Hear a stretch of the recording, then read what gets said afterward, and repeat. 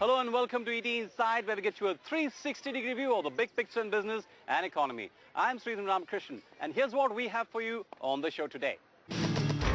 Team India's disastrous performance in Australia is forcing advertisers and marketers to renegotiate endorsements and slash advertising budgets. So just how much money are we talking about, and how will the game change? Will Bollywood be the biggest beneficiary of the country's growing disenchantment with cricket? We get you a sneak peek into what could change on the endorsements league tables. And cricket may be down, but it's definitely not out and never will be. Find out why the game will still rule the roost as far as advertisers and marketers are concerned. Our top story first, 2,500 crore rupees. That's how much money marketers and advertisers spent on cricket last year. But like they say, all good things must come to an end, and so is the case with cricket. India's disastrous tour of Australia has fans baying for blood and marketers demanding more bang for their buck.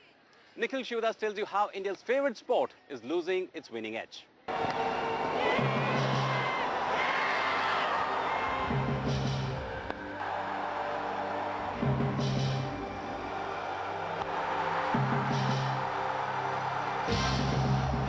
Once upon a time, a determined Team India won a fairy tale victory in the 2011 ICC World Cup. And he'll get it from Mr. Sharad Pawar, the president of the ICC. The party begins in Mumbai. A victory that turned them into the nation's darlings literally overnight. But not all fairy tales have a happy ending, as Team India was soon to find out. A string of losses since last year has turned the team into a pariah, and the country is not in a forgiving mood. My first reaction, really we are very disappointed. India hasn't performed well in the last 8 test matches overseas, so it is quite apparent that the team has some drawbacks. I am a very crazy cricket fan. I am very much disappointed. Current scenario, it so obviously looks like the team needs a complete revamp. Hey, that can be close. It is. He's got him. Sachin, the third Indian wicket, walks back to the pavilion. So why are people turning away from the country's most popular sport? Tendulkar goes for 7. The primary reason is the lack of performance. Yes, they have. Wickets are tumbling. The West Indies on the ascendant. Team India has had a string of losses since its historic World Cup victory. Yuvraj out for 23. It has lost its #1 test ranking to England and failed to make a comeback during the Australian tour last month. India all out for 201. Yes, a clean sweep for the Australians. The blame for this could just be because of too much cricket. This is their 8th consecutive loss overseas. The Indian team has been playing almost back-to-back matches last year, and the Asia Cup and the IPL are coming up in March and April this year.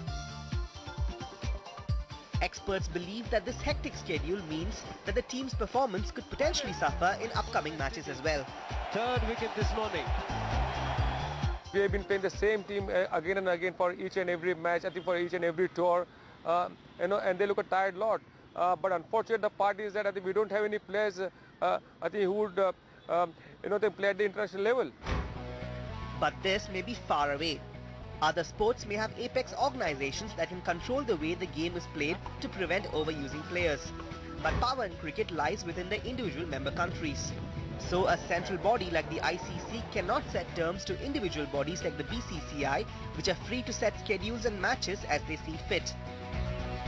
That problem is made worse by the fact that cricket is an economic cash cow, with the IPL by itself netting the BCCI over $4 billion or 20,000 crore rupees in 2010-11.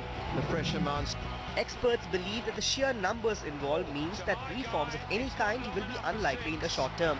But it's out. The game has been trundling along, and it has been, as you said, generating a lot of cash for a lot of people. So where is the initiative? Where is the incentive to reform and to do things that a lot of people who've been watching this team for a while have been saying the board should be doing? Too much cricket on the field has also meant that India is now facing a glut of televised cricket. That, coupled with a losing streak, means fewer viewers. Research from TAM Sports indicates that while cricket-based programming and content rose threefold since 2003, The average time spent by people on cricket has decreased all the way until 2011, when the World Cup drew in a surge in numbers. Research from AMAP indicates that the ratings for the ICC World Cup were at its highest during the final match, averaging at 21.4. That means an estimated 67.6 million viewers tuned in to watch Team India win the World Cup. However, post the victory, the average TVR, which represents the percentage of viewers in a given area in a minute, has fallen to 1.15, with the recent Australian tour seeing average ratings dip to as low as 0.7 to 0.8.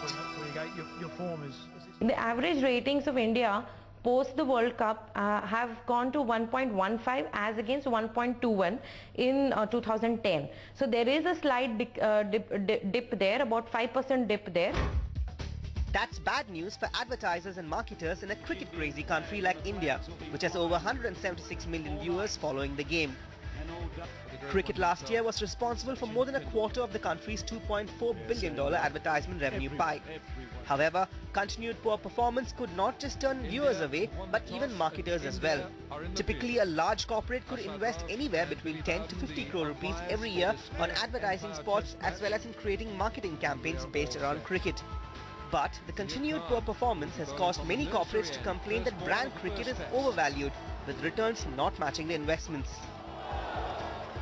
RCom, which has advertised heavily during the Australia series, has decided not to advertise in the forthcoming tri-series between India, Australia and Sri Lanka.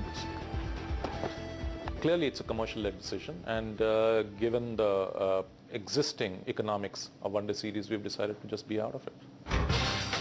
But the disenchantment of marketers with cricket is not new. According to reports, no brand has signed an Indian cricketer as its endorser since Gulf Oil signed Indian captain Mahendra Singh Dhoni for its lubricant brand Gulf in September last year.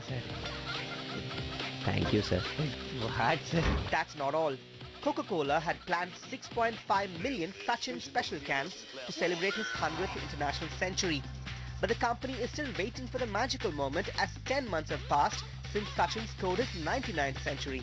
And Canon, which has Sachin as its brand ambassador, is planning not to use him in its advertising this season. Sachin does give us the reason to make ourselves and our brands more meaningful to consumers. The only thing that is right now missing is the positive sentiments by which people will begin to like this communication, see this communication and absorb this communication. These positive sentiments are created by winning the cricket games. That's the only thing that is missing. Several marketers are now asking broadcasters to ink viewership-linked deals that guarantee returns, failing which premium rates would not be paid. The system, also known as the cost per rating point system, has found favour with international broadcasters. But Indian broadcasters have traditionally been against this. That's because channels themselves have no guarantees when they bid for telecast rights. If you look at IPL, the reach went from 140 million to 160 million, whereas though the ratings fell, but the overall reach went up. And when people buy cricket, or the premium that they pay for cricket is to build that reach and not so much so the ratings. And people need to understand that. If you see the amount of negativity which is surrounding the cricket coverage in the last few weeks because of the overseas performance, this is a natural expectation of advertisers. But I don't really put too much into this because one or two series where the numbers are much better, things come back to normal. So what does the current impasse mean? Experts say that marketers and advertisers will revalue cricket as a brand. This means lower ad budgets and lesser endorsements for cricketers and lower ad rates for broadcasters.